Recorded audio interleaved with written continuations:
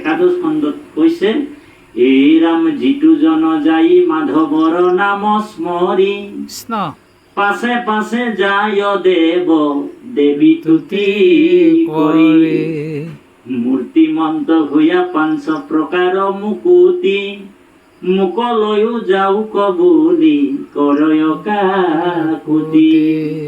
যিটো জন যাই মাধৱৰ নাম স্মৰি, আমি যদি ভগৱন্তক খাওঁতে কৃষ্ণ, উঠোতে কৃষ্ণ, বহোতে কৃষ্ণ, বোলে চাইকেলটোত উঠিছোঁ সেই সময়ত কৃষ্ণ বুলি কৈছোঁ, বাইকটো মানে ষ্টাৰ্ট দিছোঁ কৃষ্ণ বুলি কৈছোঁ, হয়নে বাৰু? শয়নে সপোনে গোটেই মানে আমি যদি মাধৱৰ নাম লওঁ, কৃষ্ণৰ নাম লওঁ, ভগৱন্তে কৈছে মোৰ নাম আৰু মোৰ মাজত একো পাৰ্থক্য নাই। যেই নাম সেই হৰি ভজা নিষ্ঠ কৰি, আপোনাৰ নামৰ সংগ নচাৰন্ত হৰি। গতিকে সেই নাম আপুনি মই আশ্ৰয় কৰিব লাগিব। এই মহাপুৰুষ গুৰুজনে আমাক এই কাৰণে ভাগৱত ধৰ্ম নামৰ, আমি এই ভাগৱত ধৰ্ম মানে হৈছে, ভাগৱত ধৰ্মৰ মূল তত্ত্বটো হৈছে সমস্ত ধৰ্মক বিদুৰত পৰি হৰি, লয়ুক আমাৰ নাম মহাযত্ন কৰি। গতিকে কিবালো বাপ আই সমস্ত সময়ৰ প্ৰতি লক্ষ্য ৰাখি, গাড়ীৰ পিছফালে লিখা থাকে আকৌ আহিম, হয়নে বাৰু? কেতিয়াবা আকৌ আহিব লাগিব আপোনালোকৰ মাজত। আমি অকণমান চমুৱাই কিনে আপোনাৰ থাকি আৰু 10 মিনিট 5 মিনিট মান কম বাৰু, তাৰপিছতে আমি সামৰণি মাৰিম দেই। কৃষ্ণ কলিকাল আৰু হৰিৰ নাম, এই 4টা বস্তু সংযোগ হৈছে।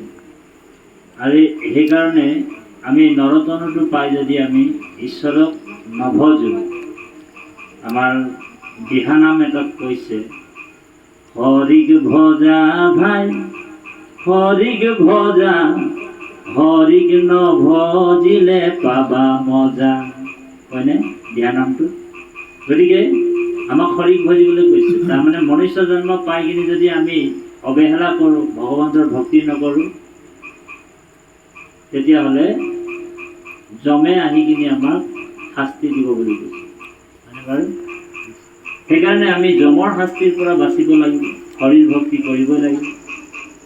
মহাপুৰুষ গুৰুজনে আমাক ইমান সুন্দৰভাৱে সাৱলীল ভাষাৰে নামঘোষা, কীৰ্তন ঘোষা, ভাগৱত, এই মহাভাগৱত সংস্কৃত শ্লোকত আছিলে, হয়নে বাৰু? আমাৰ গুৰুজনাই অসমীয়া ভাষাত সাৱলীল ভাষাৰে, ভাষাৰ যিটো লালিত্য, শব্দৰ যিটো ঝংকাৰ, ইমান ধুনীয়াকৈ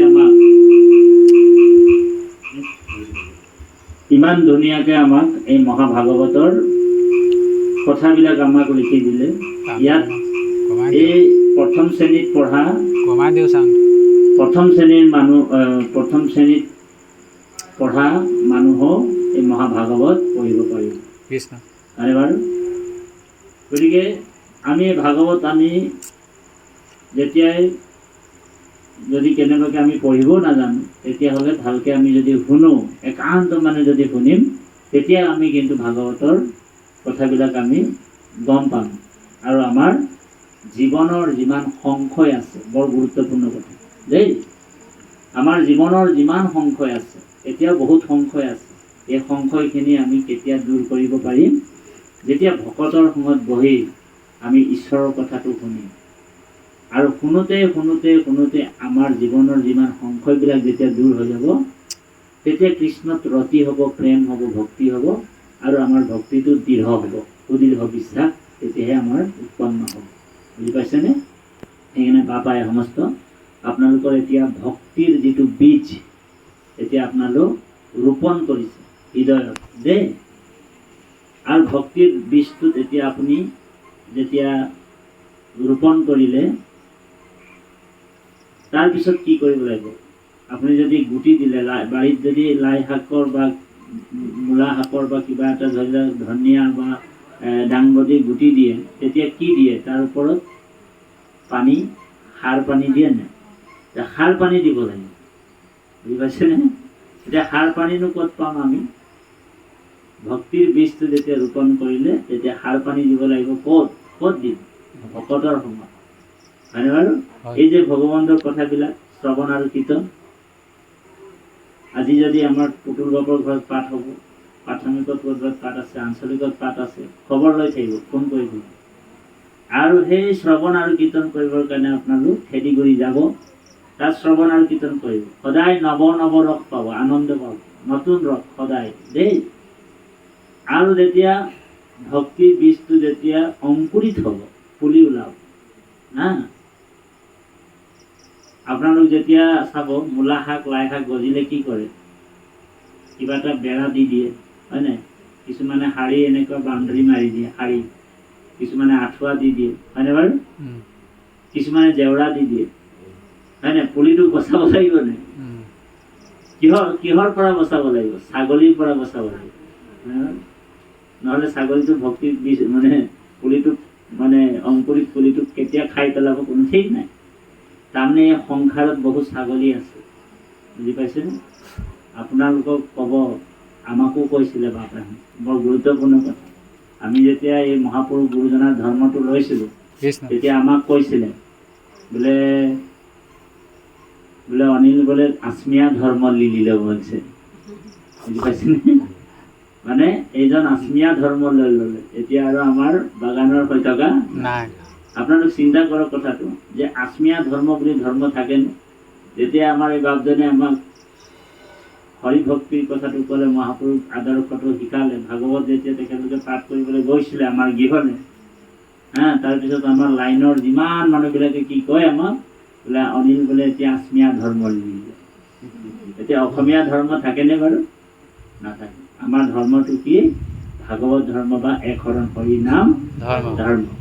সেইকাৰণে সেই ছাগলীবিলাকৰ পৰা বাচি থাকিব আপোনালোক দেই, বৰ সাৱধান। সেই ছাগলীবিলাক বহুত আছে, পৃথিৱীত ঢেৰ ছাগলী আছে। ইয়াত বোলে কি ৰকম ধৰ্মৰে বোলে ইয়াতে বোলে চুল নাই ফুৰাব লাগিব হয় বাৰু, ক'বনে? ইয়াতে বোলে হেৰি কোনো শ্ৰাদ্ধ পিণ্ড কৰবাৰ নাইকে, ঢেৰ কিবা কিবি ক'ব। মই অকণমান আদিবাসী ভাষাটো কৈছোঁ, বেয়া নাপাব আপোনালোক কথাটো দেই। তাৰমানে এইবিলাক কথা আপোনালোকক ক'ব, আৰু আপোনালোকৰ মনটোক মানে ইয়াৰ পৰা বাহিৰলৈ লৈ যাব বিচাৰিব। সেইবিলাক জানিব সেইটো ছাগলী, বুজি পাইছেনে? সেইকাৰণে সেই পুলিটোক আপোনালোক ভালকে বচাই ৰাখিব। ভক্তিৰ যিটো বীজ ৰূপায়ণ কৰি যিটো অংকুৰিত পুলিটোক আপোনালোক বচাব লাগিব। কেনেকে বচাব? সন্ত মহন্তৰ সংগ ল'ব লাগিব। ভকত বৈষ্ণৱৰ পৰা কথাবিলাক বুজিব, সুধিব, সংশয়বিলাক সুধিব, বা বোলে এনেকুৱা কথা এটা পুতুল বাবুক আনিব দিব, বোলে কথাটো এনেকুৱা আমাক বুজাই দিয়কচোন, আমি জনা নাই। তেতিয়া তেখেতে ক'ব নহয় এনেকুৱা জানিয়া লৈলো শৰণ, আপুনি জানি বুজিহে শৰণ ল'ব লাগে। এনে ওপৰে ওপৰে শৰণ বোলে দেখাক দেখি বোলে কুকুৰো কৰে একাদশী এনেকুৱা হ'লে নহ'ব। বোলে জাতি বাপে শৰণ ল'লে, ভজন ল'লে, বোলে ভজন বোলে ময়ো লৈ লওঁচোন বোলে দেখাক দেখি, কেনেকুৱা হয়নো, কি ভজননো কি কথা হয়নে বাৰু? জাতি বাপৰ মানে আমাৰ ৰাষ্ট্ৰ বাপৰ ভজন ল'লে, ময়ো আকৌ গৈ ভজনটো লৈ ময়ো দেখা